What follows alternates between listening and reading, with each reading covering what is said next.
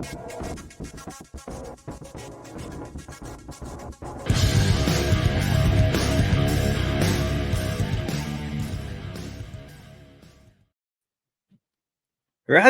Samang Rahajang Wengi.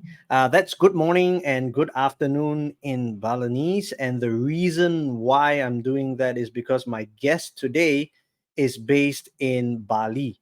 But before I do that and get him on the show, I wanted to just introduce myself, just in case you don't know. This is the Product Uncensored show. We are at episode 47.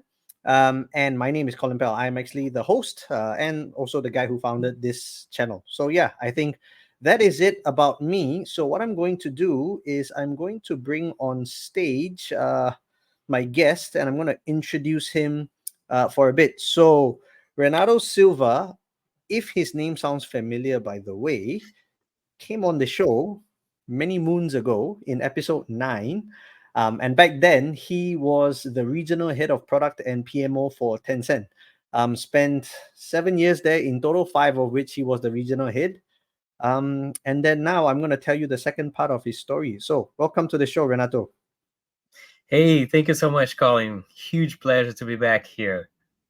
Yes, yes, and it's been a while since we had you on the show. Well, when was this? 2 years ago? 2 years plus? Probably 2 years ago, a little longer than that, maybe 3.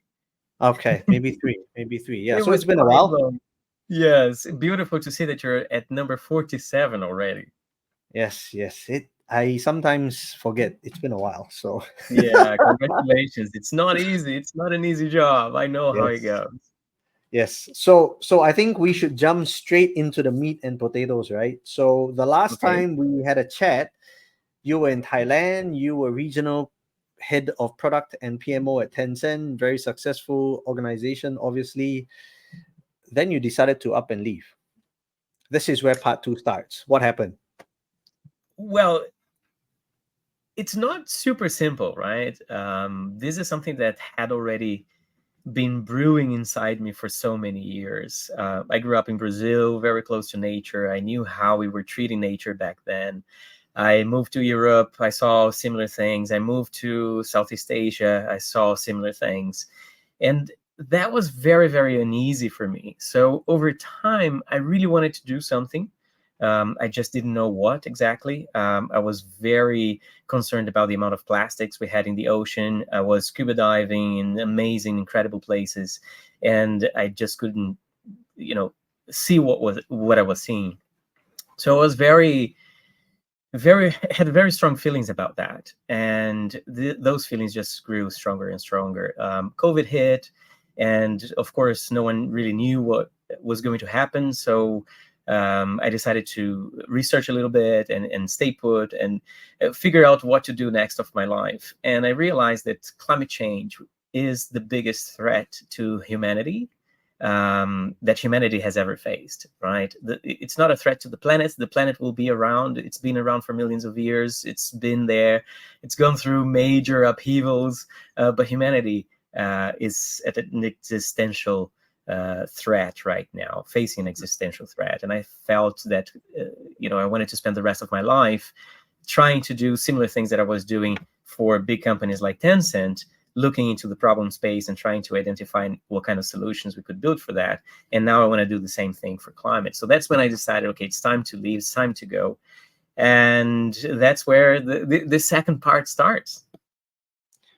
Okay, so very interesting thing right off the bat, right? You were saying that, for you, climate change was something that you really felt strongly about. And you were saying that it's more because of humanity rather than the planet. Because you were saying that, hey, planet Earth, it's going to be fine and it's going to stay, but humanity is the one that's in danger.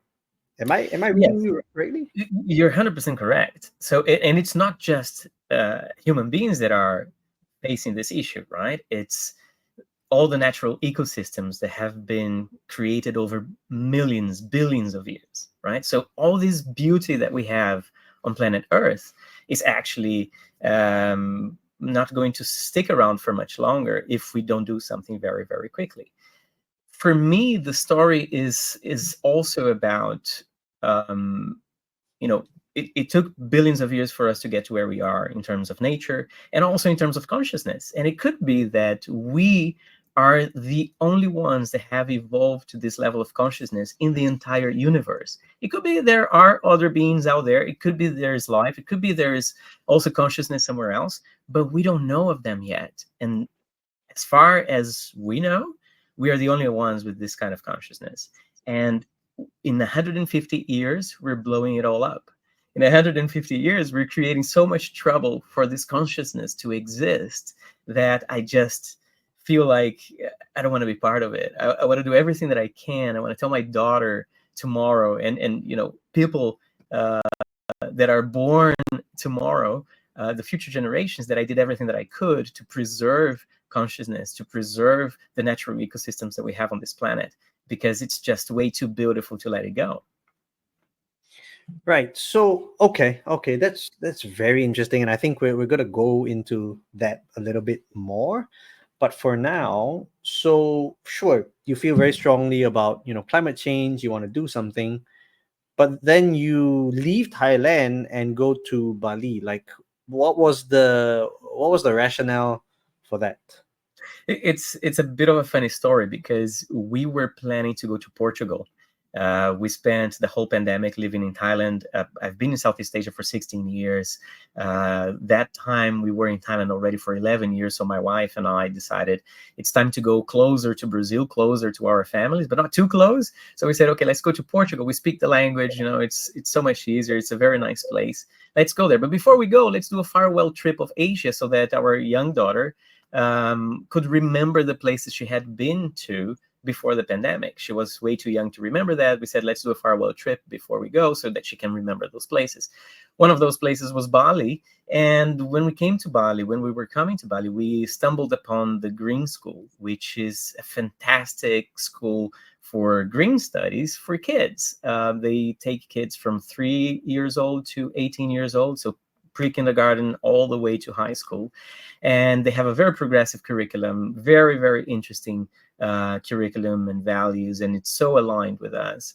And we decided, if I'm now going to be working in sustainability, in climate change, it makes total sense that our daughter would go on a similar path for her studies. And then once we figured that out, we said, okay, let's ditch Portugal, let's go to Bali. And Southeast Asia kind of keeps us here, right? We love this region too much. We love the food, we love the cultures, we love the people. So we just decided to stay a little bit longer. Okay. Very nice, very nice. So I guess I'm gonna throw you the first hard question, I guess, right? So Okay. Bali has this reputation of attracting all the digital nomads, and it is like, for lack of a more politically correct word, well, since this is the Product Uncensored show, it's pretty much like heaven for pretty much the white man, and and then everyone just congregates there. Like, how do you see that? As in, like, was that something that factored into your decision, or did you not worry about something like that? Because that's something that I don't know. Like, every time I hear Bali, I hear the beauty of Bali, but I also hear about how the influx, I guess, of the non-natives going there is changing the way life is in Bali. 100% it is, and it's changing not for a nice way, right? Bali is going through an unprecedented real estate boom that is driven by us foreigners coming here thinking that this is a paradise, I want to spend some time here and it will be great. And Airbnb, right? So basically Airbnb has changed the landscape of Bali, driven by all these people who are willing to come here and spend some time here. I did not realize that before arriving. We came for the school, and the previous time that I was here by myself was about 20 years ago. And I did not want to come to Bali, after those 20 years, because I actually wanted to explore all the things around the region and etc. And my wife had been here, and she's like, okay, we have to go, and let's go and check it out together and figure out what we do. So that's when we, as I said, we stumbled upon the school, and we thought, well, that's a fantastic experience for our daughter, and it's in Bali, and it's in Southeast Asia, and we will love that. But Bali is going through tremendous trouble, I would say. The rate of development is way too fast. The kind of Mm, development is not really the kind of development you would want for a place like this. Water scarcity and the strain on natural resources across the island are very, very clear, and I don't know exactly where this is going to end. mm. So it's not really a great thing that is happening to Bali. That's absolutely not. And do you foresee that the role that you have, or that passion that you have in sustainability, will also have something to do with trying to work around what's good for Bali? Like, I'm just very curious. Well, that's a very good point, right? Because running scale climate action in Bali for me was something that was a bit of a surprise, right? I did not imagine that there were so many sustainability focused folks working from Bali. And it was amazing to bring all of these people together. And of course, a lot of the discussions that we have in the events that we run, and the different discussion groups and etc. networks, has a lot to do with Bali, with what's happening in Bali. Waste management in Bali is a huge issue. Water management in Bali is a huge issue. And of course, those things permeate the discussions. But what we're talking about for Bali is basically a symptom of something that is happening worldwide, where we are over consuming the planet's resources in a faster way that the planet can replenish itself. So it's not just happening in Bali, it's happening globally. And what I think is amazing about being here now at this point in time and discussing about sustainability is that we have people from all over the world that are thinking on a similar direction, that are already working towards sustainability or willing to do that and not knowing exactly how to do it, and get here and find a very strong and active community that is able to support their journey in that way. So I think this has been really a blessing in Mm. disguise, and we hope that when these people move back to their countries or travel back to their homes, they will be able to take a lot of the thinking that goes behind sustainability and be able to implement and take action in their own home countries. Nice, nice. Okay, it just reminded me that I forgot to do something very, very important at the start of this, which is, can you Okay. tell us a little bit more about scale climate action? Because I just realized that, I know who you are, and we just started Yeah. talking, and I didn't give you a chance to actually talk about what scale climate action is all about. No, that's totally fine. So, Scale Climate Action is basically a climate business ecosystem we're building here in Southeast Asia, starting with Bali. We started with monthly events. This week, we just ran our event number 17. In 15 months, we had about 1,000 people showing up to our events in total. We have a very active group on WhatsApp with about 400 climate founders, investors, and sympathizers, people who are willing to learn or willing to share their experiences with the rest of the community. So Scale Climate Action aims to highlight incredible work that people are doing on the ground in terms of climate solutions, so that we can inspire even more businesses to do the same, inspire more people to take action from within their businesses. We believe that every business is a climate business, whether you know it or not, whether you want it or not. And if you want to create positive impact on the climate, you actually have to be very clear about that goal and work towards that, right? So this is something that we've been doing in Bali. We will very soon have our first event in Thailand as well, and we're expanding throughout Southeast Asia. We think this is a very important message to get out there. It's very important that every business start realizing how impactful they are towards the climate of our planet and start working towards solutions for that. Our goal is to have climate positive businesses everywhere, where every business has products and services that are positive for the climate and not negative in the way that we have today. Okay, perfect. You actually already answered the other question that I had, because one of the things I was thinking about was, like, how do you impact climate change if it's only in Bali, and like looks like you're now going to expand to Thailand. Hopefully, I'm guessing you're going to be trying to do the whole Southeast Asia Trail, something like Yeah. that. Yeah, Okay. so we're expanding the events to the whole of Southeast Asia to get more people on board and more conversations like this happening in businesses, right? What we would love to see is for business leaders to be adopting more sustainable practices to develop products and services that regenerate the planet instead of taking resources from it. We would love to influence entrepreneurs who are going to start new businesses, to start new sustainable businesses instead of just any kind of business. And we want to influence people who are looking for jobs to look for sustainable jobs, jobs at companies that are very strong about sustainability and regeneration rather than just any kind of company. The next step for Scale Climate Action is also based on something that we saw in these past 15 months that we've been working to basically scale our climate action. We saw there's quite a bit of capital available in the market towards climate solutions. We saw there is quite a bit of very interesting startups working in the space, and we saw there is a gap between them. So we believe that we can actually help to speed up capital deployment to these startups. And early next year, we will be launching a climate business accelerator to help startups access this capital that is available for climate solutions and help investors to deploy this capital faster. So that's something that we're really, really excited about and is coming very soon. Okay.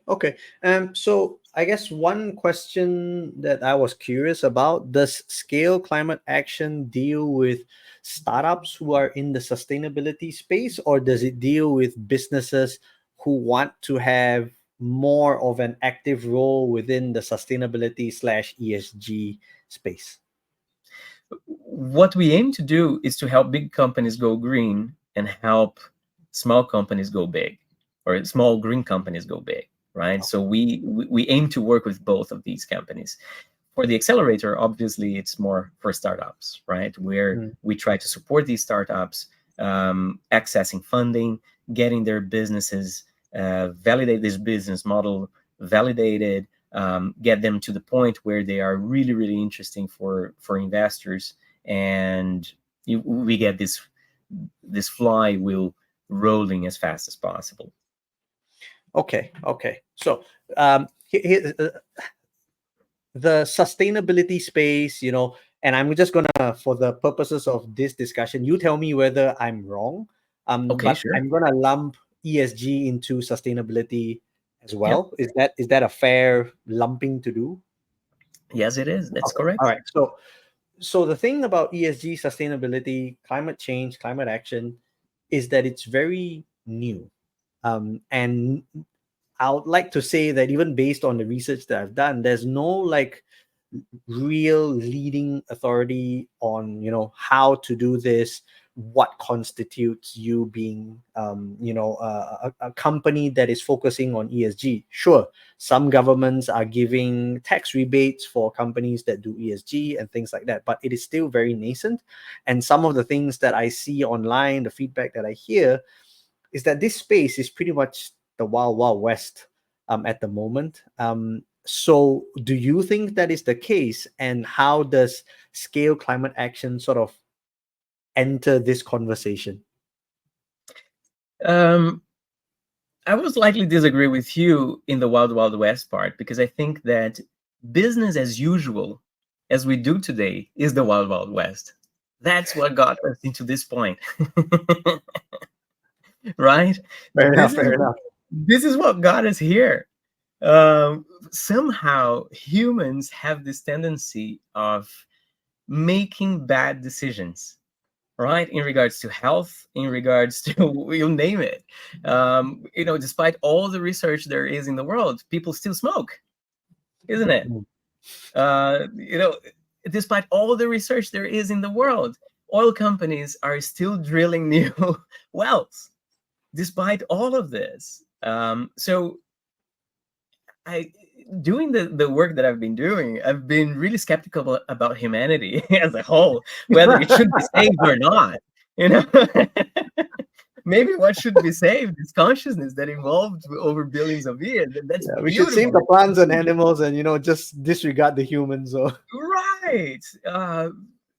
So that's the wild wild west for me, right? We keep pumping things off the ground that we shouldn't be pumping after 40, 50 years of scientific evidence to the contrary, right? We keep driving as fast as we can towards this edge that is going to cause so much harm to millions, if not billions, of people over the years. There has been a report by WWF, the World Wildlife Foundation or Fund, very recent report from this year, saying that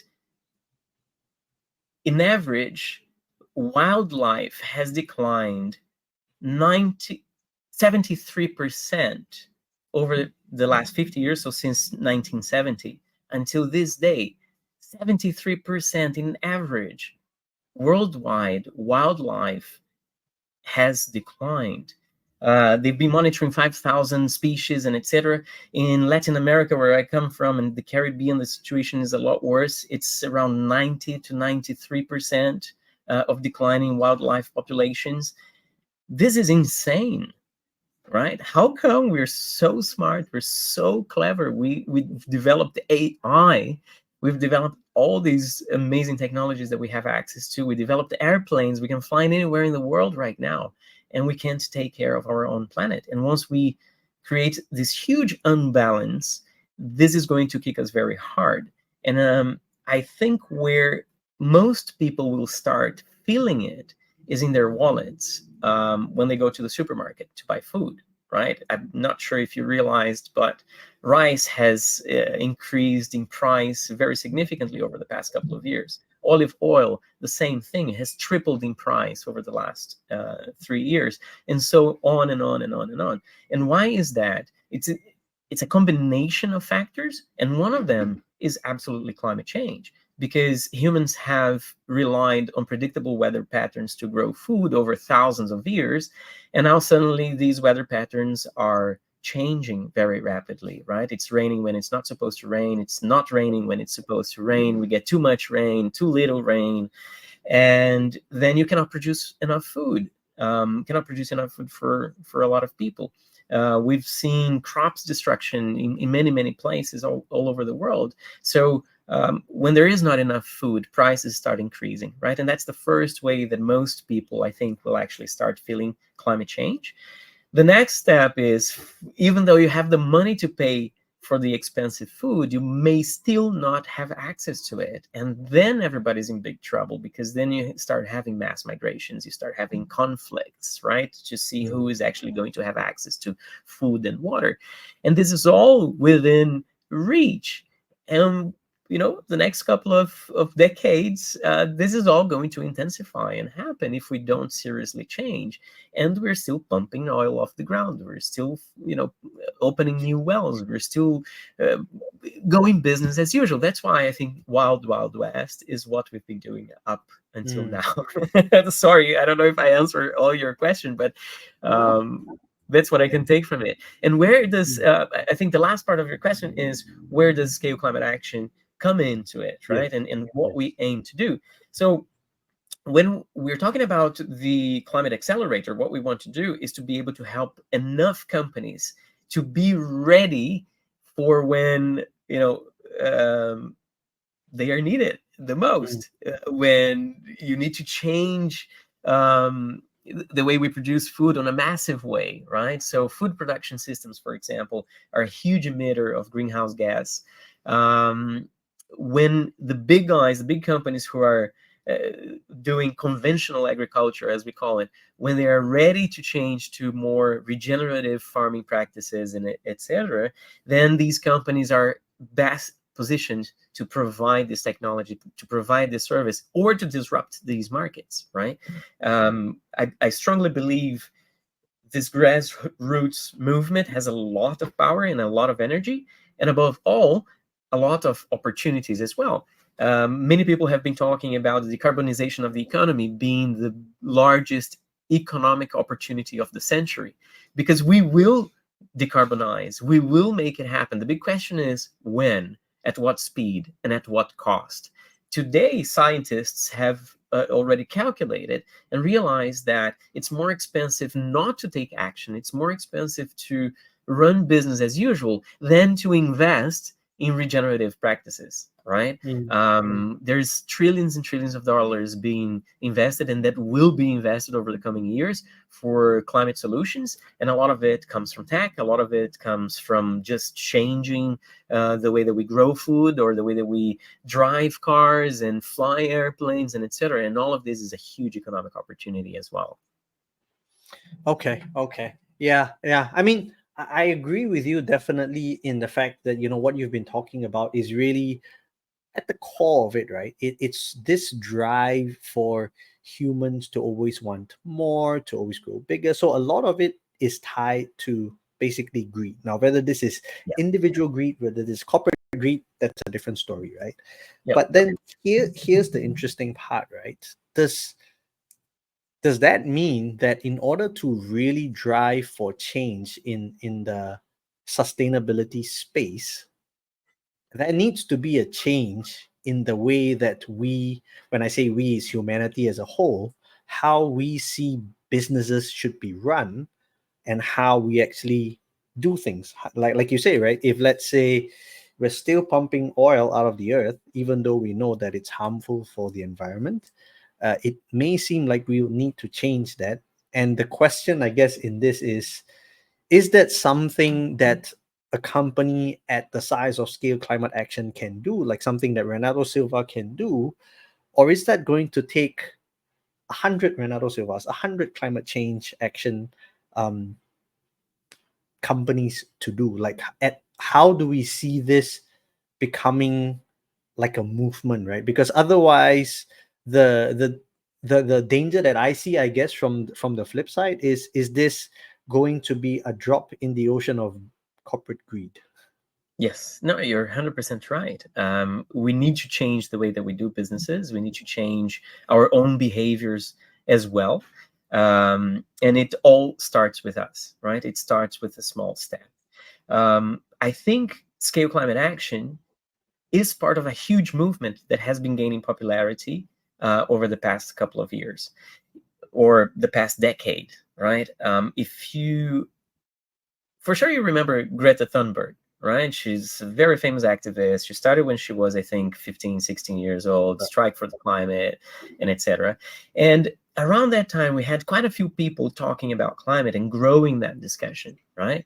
And it grew to a point where big businesses started looking, hey, there's a lot of people who are interested in green products and sustainability. It's a big market for us, so why don't we do something about it? Some changed and developed some greener, more sustainable, eco-ish products and services and started marketing to those people. Other just went greenwashing. But regardless, that conversation started, and I think it started spinning a very interesting wheel that gave us the momentum we have today. After big companies started paying attention and then started pledging to become net zero by 2030, 2050, and you have the likes of Microsoft, Google, and all the big tech companies also pledging and starting to buy renewable energy for their data centers and this and that, this started getting a lot of business attention and government attention too, because these guys are lobbying the governments where they are sitting, right? So that the Mhm. governments actually help them out and pay attention to this. And governments also started realizing, oh, there's so many people asking for sustainable stuff that these companies are willing to sell to them. Maybe there's enough people thinking about sustainability that could elect me. So it became a political thing as well, right? Yep. It's a large enough portion of the population that is thinking like that. So then governments started acting towards it, and it came to the point where the European and the American governments are dictating policies and trying to enable new investments and new technologies and new practices to actually gain a lot of momentum. So what I see Scale Climate Action is as part of that positive flywheel that has started with activists a couple of years ago, And what we say in all of our events is join this movement, and you don't need to join Scale Climate Action, but start the conversation with your family members, start the conversation about climate change with your coworkers, start talking to your friends about this. These conversations are very, very important to be started, and that's what we are part of. So am I a drop in the ocean? I believe so, yes. But are we collectively talking about climate change and doing something about it, and building new companies and supporting new companies, and supporting existing major companies to transition their existing products and services to more sustainable ones? I don't think that's a drop in the ocean, right? And I think this is only going to accelerate, and we need people like Scale Climate Action. We need people like me to be talking in podcasts like yours. Thank you so much for this window of opportunity, because the window of opportunity for us to change something and to have meaningful impact on the climate is rapidly closing. If we don't take action quickly, then your kids, my kid, and their kids are actually going to have a much more difficult world to live in, where food is not abundant as it is for us today, where jobs are maybe not as abundant as there are today, and it's not so easy to move around, it's not so easy to have fun. So that's something that I think we have an opportunity to avoid, and we have to start acting now. So these conversations are very, very important. Okay. Well, one more question just to push this envelope before I get out of this rabbit hole, because I think it's super important that people understand, and even for myself, I want to understand this, right? So one of the Mhm. things that you mentioned was like when the awareness of either green technology or the need for sustainability started becoming more apparent, right? So one of the things that companies started thinking about is, hey, there is an opportunity there. Yeah, And we all know that companies don't invest in something, at least most of the time, unless there's something in it for them, of course. right? And the same goes for like when investors want to invest and they're saying, hey, green technology, ESG, we want to invest. It's usually because they also hope that these companies then make it big, and then they get back the money as well. So Yeah. question in all this is, how do you see, like, is it something that is sustainable, all pun intended, between sustainability and profit, and Yeah. trying to, and not even profit, I think it's sustainability and the greed that is so inbuilt into companies and people. um I'll give you an answer that I think symbolizes where we are today. So, for example, let's take oil, right? When we burn oil, be it to generate electricity or in our cars, we're only considering, and companies are also only considering, the cost to produce the good plus margin, right? And that's the end price of that product. No one is considering the cost of removing the carbon that went into the atmosphere, which today is very expensive, right? So if you want to remove carbon from the atmosphere, you have two ways to do that. Naturally, so keeping our forests and natural ecosystems intact and the ocean intact, right? Preserving and regenerating what we have already destructed, because that's the biggest carbon capturing machine we have, and it's free, right? But we have to stop degrading that. So that's one way. The other way is you artificially remove carbon from the atmosphere, and there are many companies who have been working on that front. However, you have 400 parts of carbon dioxide per million, right? So you have only 400. You have to pump a million particles of air through a machine to capture only 400 of that, which is carbon dioxide. And it's a bloody expensive thing to do right now. So the price of oil is not considering the cost that it will take for us to remove all of that CO2. And same thing goes for cement and steel, which every time that we produce cement and steel, which is fantastic for quality housing, and we have so many people in the world, probably a billion people in the world that don't have proper housing, and we want them to have, and we want them to have the comfort of living in a proper house. And the more we build houses out of concrete and steel, the bigger the problem gets, because CO2 is a byproduct of cement and steel production, and not even considering the heat that is needed for those products to be produced, which is all powered by fossil fuels and mostly gas, if not coal, which is a very dirty energy matrix. So, my answer is, let's look at the cost of the products that we're producing today that is not accounting for the cost that we need to remove all of that carbon. And if we're pumping carbon into the atmosphere at the rate that we are right now, and at the same time we're degrading the natural ecosystems that actually filter and removes all of that carbon from the atmosphere, then we're creating a huge imbalance, and that's where the problem really lies. So in that sense, if I'm hearing you right, you're saying, look, if there are companies who are going to be doing it because they want to get something out of it, but they're taking into account the kinds of problems that we need to solve, then so be it, in the hope that it builds some sort of flywheel that, gets more noble initiatives off the grounds, or, as we try and change the human condition and the human behavior. Is that, am I reading this right? I'm not sure if I fully grasp your question. Yeah, because the question I was asking just now, right? It's like, corporations are greedy, and they're going to Mm-mm-mm. only do it because there's something in it for them, right? Yep, yep. And your response was to say that, look, they need to account for the problems of, like, let's say, fuel. It's not just Yep. about the extraction from the earth, but also the cost of the CO2 that's released into the air.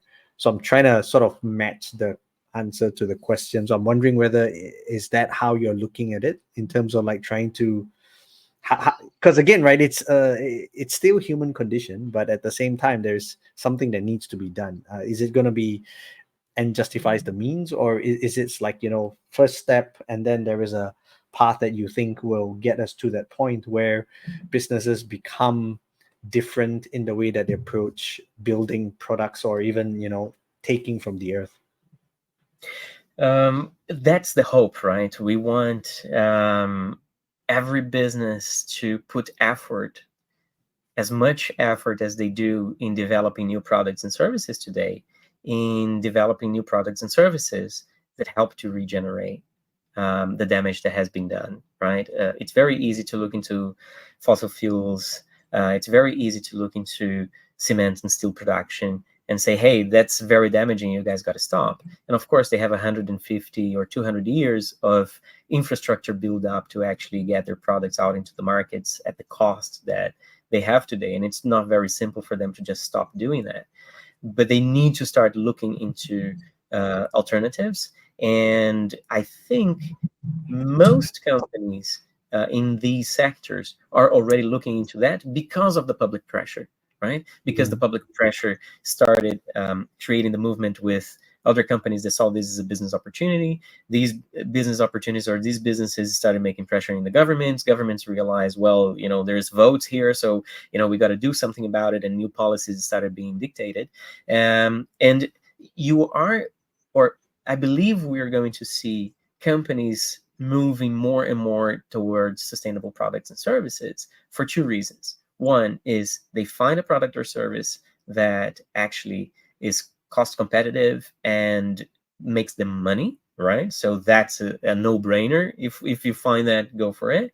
The other one is governments, right? Especially US and mostly the European governments have uh, dictated a bunch of policies that are obliging businesses to be more sustainable, and their supply chains as well. So that's trickling all over the world. You see the supply chains of loads and loads of big players in Europe being affected in Asia and in Southeast Asia, where their suppliers are having to adapt and start thinking about that. So again, when we look into, or we go back to the conversation we talked about, Greta Thunberg and others, right? At that time, it seemed like a drop in the ocean, but it has had so much ripple effect all over the world that has given us this momentum to get going. And we have a new breed of companies that are being founded that are solely working towards solutions, right?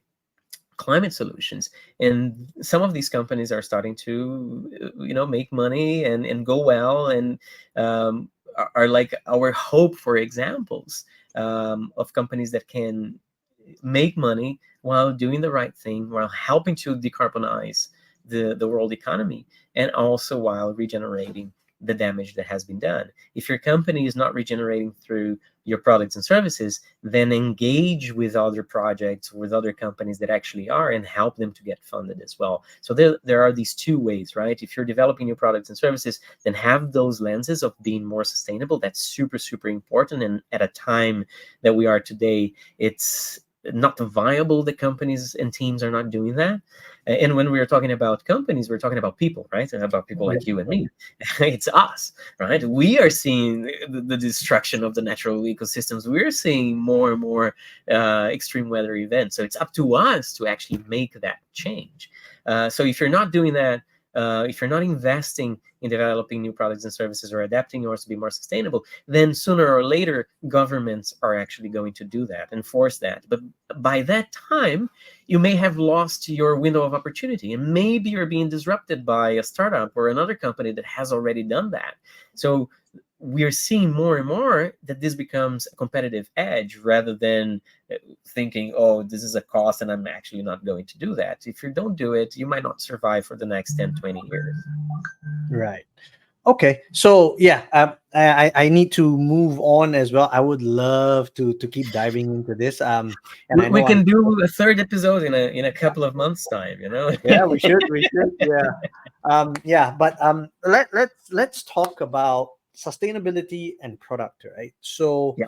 one of the things that you've been very successful in the past is obviously doing product for Tencent, and that is like, when we last spoke, that was your current legacy at that time. And so when we're talking now about sustainability, climate change, ESG, what are the things that are critical in order for product folk to succeed in either a business that is investing into sustainability or trying to have a startup that is green technology or in the sustainability space? Like, what are the critical components for a product person to succeed in that kind of a role? Um, the first thing is product mindset, right? I think we talked a lot about that in our first episode.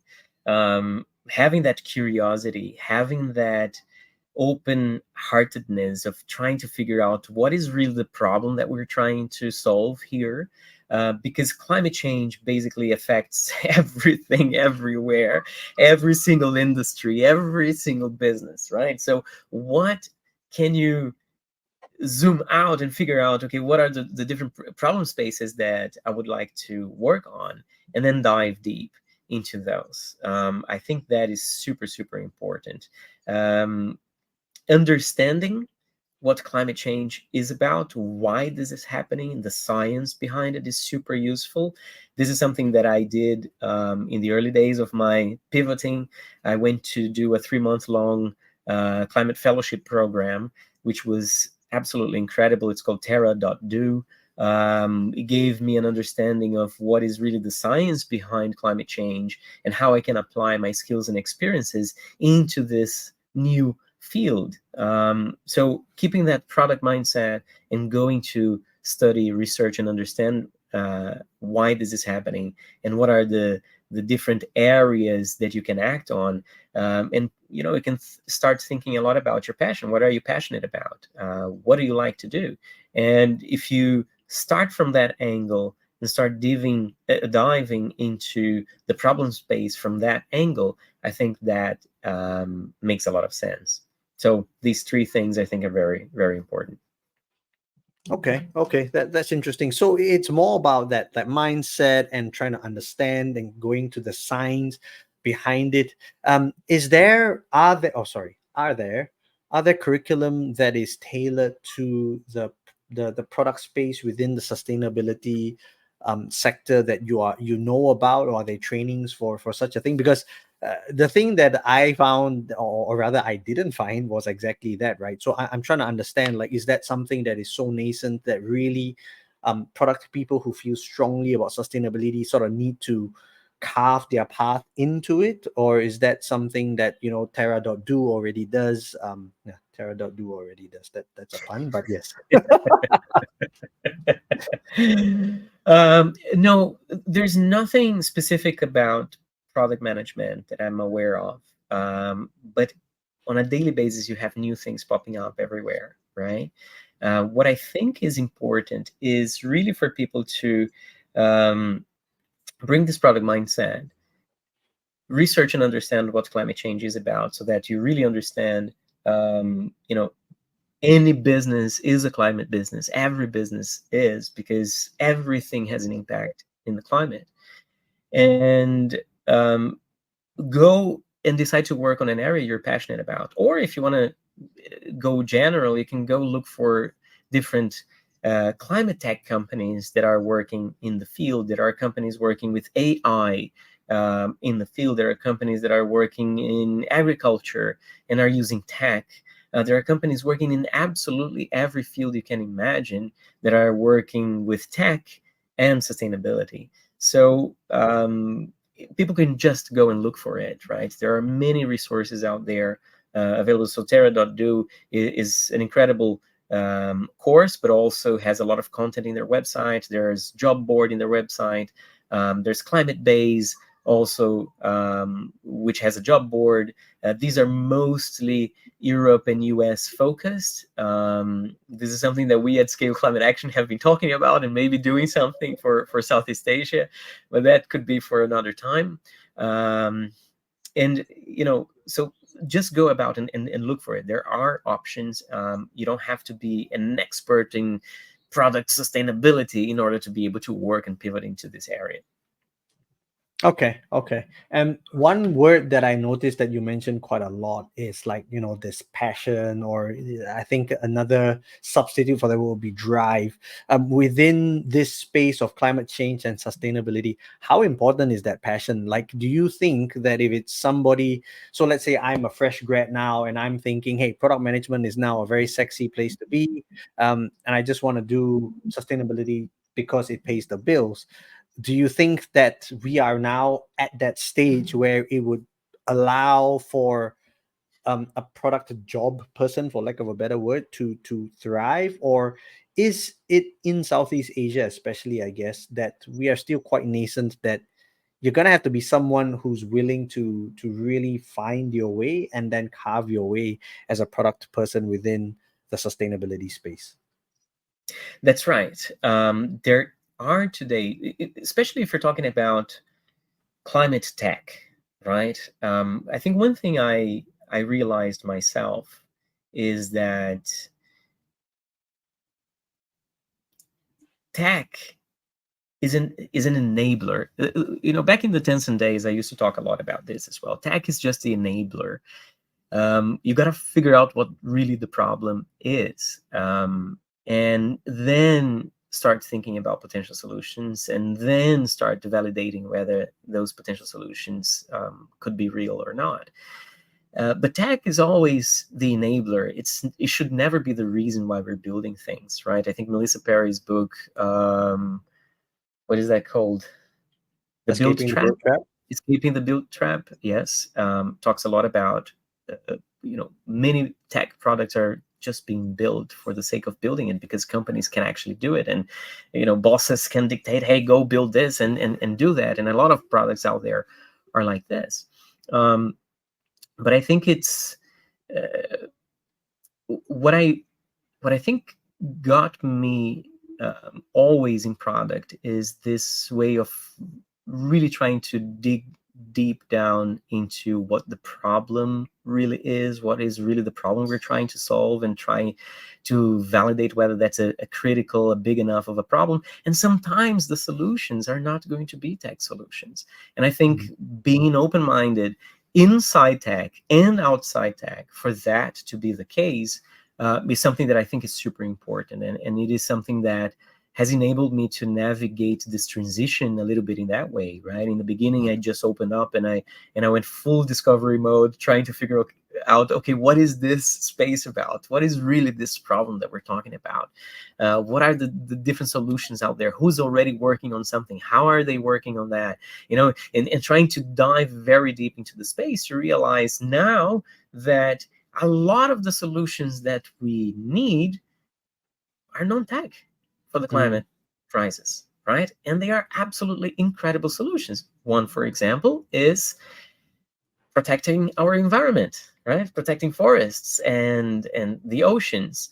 In most cases, you don't need tech for that, but if you are able to monitor large areas with satellite data and AI to be able to identify different patterns and things that are changing over time and etc., then you might have an interesting solution for a problem, mm, right? And there are companies already working in those directions, monitoring forests, reforested areas, ocean side areas, and you name it. So solutions can be tech, but they don't necessarily need to be tech.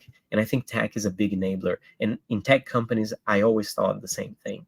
Like I mm. said, when I was working at Tencent, I thought exactly the same thing. We don't necessarily need to build something just for the sake of building it.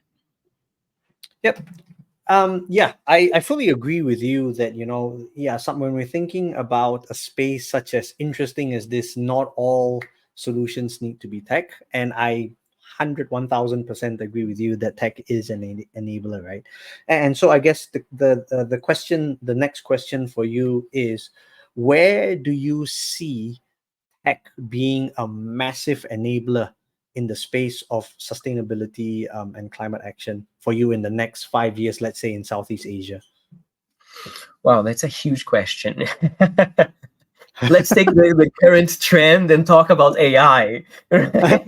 Sure, sure. Let's go there. Let's go there. So one example I gave you is satellite monitoring, right? And Yes. using AI to compile all that data and be able to make sense of all of that. Another very interesting and very simple or relatively simple solution that I have seen and I want to see more is from a company in Thailand that is called the Living Roots. They're based in Chiang Mai. And what they're doing is incredible. They're creating enzymes and biofertilizers, chemical-free fertilizers, organic fertilizers that enable crops to be more drought resilient, to be growing faster and growing more and being much healthier and bringing health back into the soils and etc. And the founders are software engineers. And the way they have been using AI, which I find fascinating, is they have been digging research papers from all over the world that are related to agriculture. If I'm not mistaken, they collected over 4,000 research papers from all over the world in different languages and etc., focused on specific crops. And then they used AI to compile that data, rank the solutions by yield, by drought resistance, by this, by that. So they were gaining valuable insights from AI, and AI was helping them to formulate the fertilizers that they actually created that are increasing yields by 30% in their first application. And by applying their fertilizers, then farmers or big food companies can actually reduce the amount of chemical fertilizers they use, and hopefully one day be able to remove that completely, because they will figure out that this is a lot better for their plants, for their yields, for our bodies, for the soil and everything. So I think if more startups and bigger, more established, more mature companies can leverage the power of AI, not just deep down into the technology and having huge teams to know how to use AI, but leverage the tools that Google, Microsoft, OpenAI, and others have been actually building that are already very, very useful. So I think this could be an amazing trend if we see that happening, if people are able to use AR in a much better way, like the Living Roots company has started. I think we will see really exponential growth in innovation and climate solutions for the foreseeable future. Nice, nice. So yeah, for those of you who are thinking it, yes, AI still has a role to play in the space of sustainability and and climate change as well. So yeah, I know we're getting to the end of our session, and I know we could. Already. Yes, unfortunately, right, time always flies so fast. But I guess for you, right, and as we close today's episode as well, what advice would you give to anyone who is interested in the sustainability space, either as a tech person or as a product person? What would be your closing thoughts on this whole topic? So the first thing is, go learn about it, right? I remember talking to a colleague of mine whom I met through the Product Tank meetup in Bangkok. Um, he was already working in sustainability and building products for sustainability, and I asked him, what, I also want to do that, what should I do? And he's like, go educate yourself, go educate yourself. And that's exactly what I did. I think it was an amazing tip that he gave me, and I will be forever thankful. So the first thing that I did was to read Bill Gates's How to Avoid a Climate Disaster book. I'm not a big fan of Bill Gates. I'm not a big fan of Microsoft, but I think the book is really, really interesting because it makes this whole problem of climate change, which is huge, into very easy to understand buckets. And he also talks in the book about 80% of the solutions already being there. We don't need to reinvent the wheel. We don't need to invent new technologies for this. It's fairly simple, right? Starting with protecting whatever we have left, regenerate what we have already destroyed and we can regenerate, and stop polluting. Like, stop burning fossil fuels, change steel and cement production, and change the way that we grow food from conventional agriculture into regenerative agriculture, which is exactly how humans have been growing food for the past thousands of years. But after the Second World War, when chemical fertilizers were introduced, we just flipped the switch and we kind of forgot about it. The solutions are already there. We just need to actually scale them up. So that's then why scale climate action came up, because we really just need to scale whatever we got. Right. Thank you so much, Renato. I think it's been a really interesting session. I know this hasn't been the most typical product show, but I think it was something that was important. And I think even after the previous episode where I interviewed Jason, and it was also talking about climate change, I think more and more this is a space that we need to have these difficult conversations. And yeah, maybe and maybe like Renato said, right, maybe the answer is not in tech alone. Maybe it's a combination, I don't know. But I definitely think that this is a conversation that needs to be had. So thank you, Renato, for coming onto the show. And yeah, hopefully there will be a third part to this interview as well, and we'll talk about all the wonderful stuff that you're doing with scale climate action. I would Yeah, love to, Colin. Thank you so much. thank you. As you said, it's a very, very important conversation to have. We could definitely dive deeper into product and bring the attention into the product side. I think what is amazing that tech has done over the course of especially the last 20 years, is to systematize things, right? Systematize innovation. And if we come with that approach into the climate space, there's huge opportunity for us.